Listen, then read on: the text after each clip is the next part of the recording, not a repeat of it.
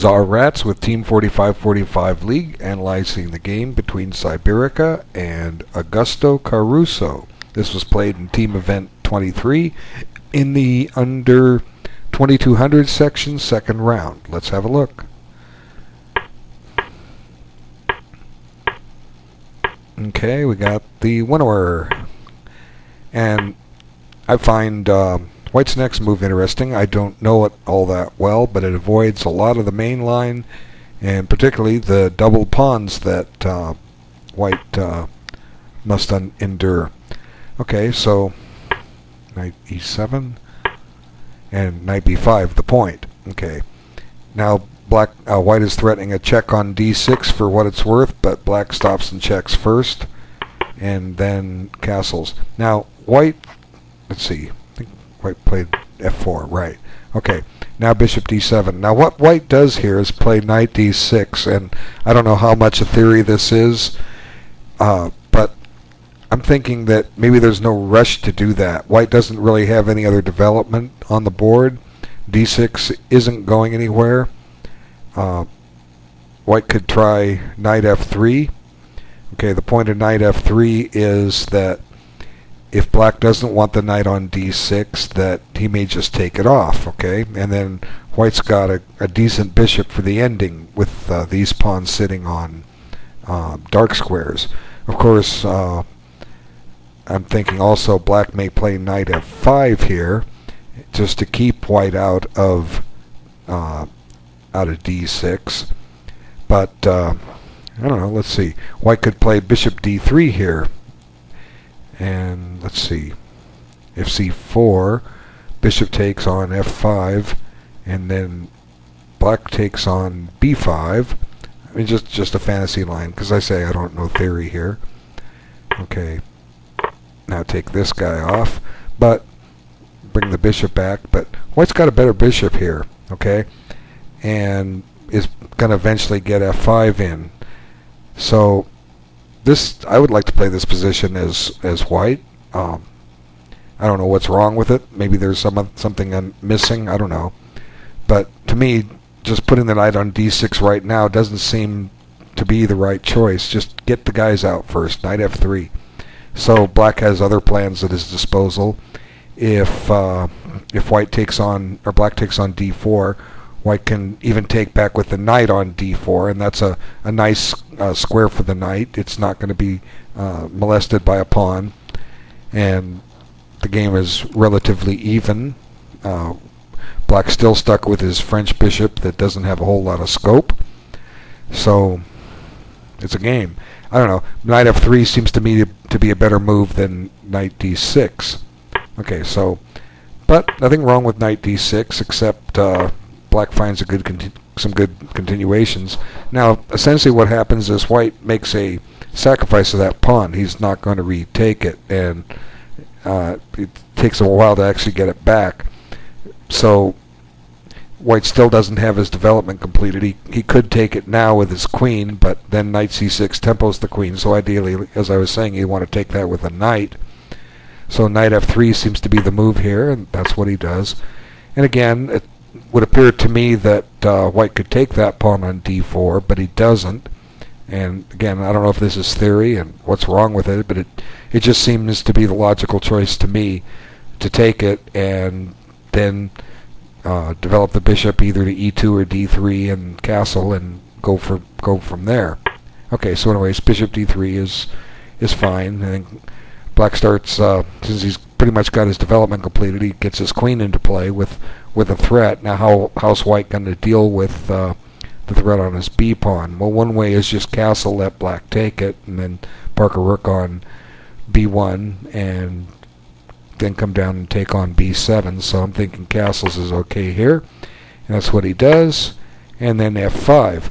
And if White gets a little too frisky here, he could end up seeing that knight on d6 embarrassed. So, but taking on f6, it does have some points to it. Let's see. I'll just give you the basic idea. Okay, the basic idea is if Black takes back with the rook, White's opened up the diagonal that he wants. Okay, now this knight could be a little embarrassed maybe, but we just have to play careful here, and we'll avoid that. If anything, it can go to b5, and it's going to get chased maybe back to a3. But for the moment, black isn't threatening it. Okay, in order to threaten it, he has to move this knight, and then the knight will go to b5, and he's ready to take on d4 because the knight's no longer on c6 guarding d4. Of course, there's a whole lot of chess to be played. There's plenty of variations, but this activating the bishop towards the king, and eventually we want to do some of the things that we want to do, maybe knight g5 or whatever. There's all kinds of possibilities that white might want to employ here. And we also have a possibility of bringing the knight into e5. We could do that right now, for instance. Now, the point is, if black takes on e5, white takes back with the pawn, and his knight is re-anchored, right? Okay. So, not saying these are forced moves, but I'll just show them to you. Now the rook's under attack. What's it going to do? It can go back to f8, which might be better than taking a rook and developing the white rook on a1, and black can try the risky queen takes b2 and then rook f7 and or all kinds of things. White has some good attacking chances. So rook f8 may be the most prudent move here, and it's a game. Let's see. White has 6 pawns, black has 7. White still made a sacrifice, but we're not too worried about that. The pawn is doubled. We can probably collect it later. White could just play b3 and make black prove he has something, and white will rely on eventually trying to coordinate the queen to attack h7 or whatever. But I would be I guess I might be happy with white here. Black has some counterplay, maybe on e5, knight to c6 to chop it off, and then remove the defender of the knight on d6. So there's some risk in here for white. Again, I don't know how much of this is theory, but it's the way I would start approaching this position. Taking en passant has its points because it gives white some attacking chances. You just have to look a little deeper and see the possibilities. So white doesn't take en passant, and white comes up with something else here. He plays queen f2, and he's still willing to give up that b pawn in exchange for rook fb1, and it's some tie black down to defending that pawn he's ahead on d4, but that's not all that critical that white win that back just yet. And black decides to remaneuver his knight. Since the center is now locked up, he figures he'll try to get rid of that knight on d6, and I guess probably nothing wrong with just playing knight b5 and then coming back and collecting that pawn. I don't know, just seems to make sense to me.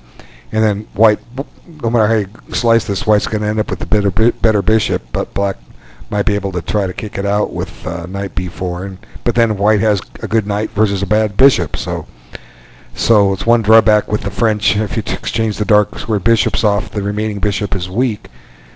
But anyway,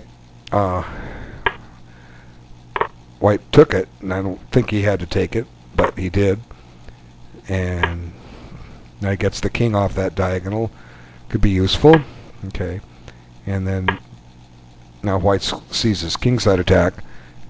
He's going to try to start a kingside attack, but then black just says, well, I'll get rid of your bishop and give you a weak pawn on d3, and white allows it. Not quite sure about rook f2. Well, knight g5 threatening mate doesn't really lead to much, because black will play h6 and he'll survive that unless white can sacrifice a knight and get a pawn wedged in. Here's my idea: knight g5 again. I don't know if this is sound, and then play the rook up to f3. We'll give up the knight, and the point is what we want to do, and can't say it's forced, is to play g6 and then give some mate. Now what does black do to defend this? He's up a piece, but he's got to defend bishop e8, Okay, but then rook h3. Okay, and then maybe black just runs the king out of there, and if white checks with the queen, black just runs his king out. So probably black can defend this. It's just an idea. We got to check a sacrifice. You never know until you look. Okay, so rook f2. This is fine. It's solid. And now black just does some preventative maintenance and stops those notions before they get started. And white transfers his other rook over to f2. I guess now we see or to g1 to be on the g file. I guess now we see the point of rook f2. It's securing b2. Okay, so now black undertakes an attack on the weak pawn on d3, and white stops to guard it, and black attacks it again. But it comes at a price. White's going to get back his pawn no matter how you slice it. He's going to get this one, and ooh, look at that, a fork. So black has to deal with that by taking it with his queen. And here we have white has 6 pawns, black has 6 pawns. Both sides have a passed pawn. White's is protected. My guess is this position is pretty even. That's my guess. White could probably just play a move like rook gd1. Well, actually, a nice safe move here to play is just rook d2. If white plays rook d2, whoops, it's black's move. Okay, my bad. Okay, yeah, I want to play rook d2 to keep him out of the 7th rank. Okay, so once again, I think the game is pretty even, but black has penetrated into the 7th rank, so white shouldn't lose this, but he has to make sure that black doesn't generate some threats and on that 7th rank. Right now, black's threatening to gobble a couple of pawns, so white's going to have to deal with that. Okay, how does he do it? Rook b3. This seems fine. It defends a pawn and it attacks a pawn, so it makes black deal with that. But now I think what white needs to do is somehow oppose things on the 7th rank, his 2nd rank, black's 7th rank.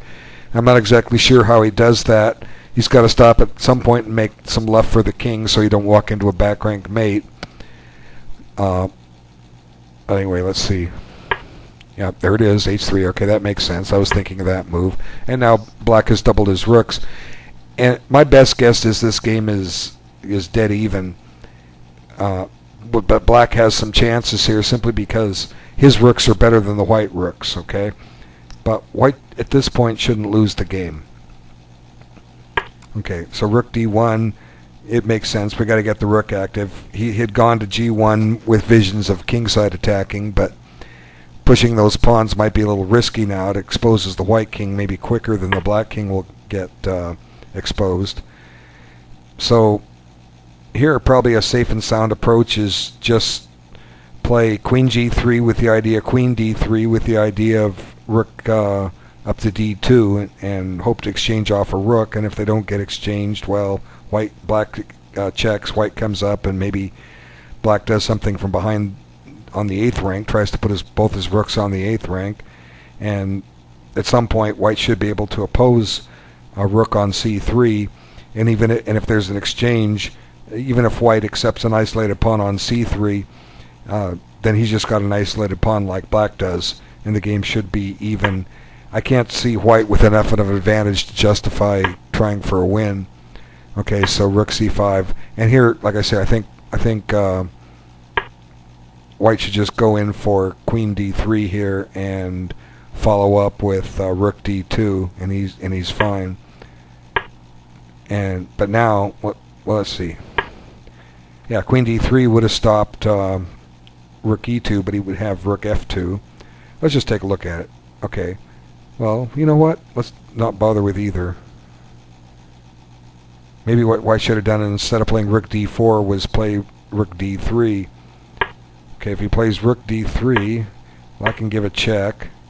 And the moment black tries to double his rooks on the 8th rank, white battens down the hatches with rook c3, and the black rooks are no longer a major threat. So anyway, white just gets into a bad situation here really quick. Now the rooks are doubled, and white probably could have avoided that, as I was showing, and he grabs this pawn, and unfortunately for white, it just leads to a very powerful game for black, and I believe black is virtually winning now. There's threats all over g1, and the white pass pawn on e5 is just not quick enough because black's going to have all kinds of threats. And here comes one of them, and the threat by black now is by mating with rook c1 check, king h2, and queen g1 mate. So there's really no good move for white here.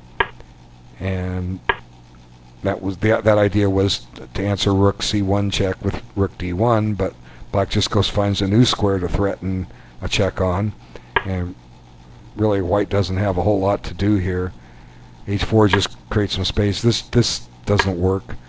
I think just queen g3 threatens all kinds of nasty things like queen h2 mate, and so h4 just creates some space, but black just starts checking, and it's over here quickly. And after this check, it's mate next, king g1 and queen e1 mate. So white didn't have to lose this, but it's a very well played game from both sides, except for one or two errors, and there are a lot of suggestions in there. I don't know if they're sound or not. Perhaps the players can tell us. Okay, great game by both. Congratulations, Augusto Caruso, and I look forward to all that you seeing next time, and thanks for your time. Take care.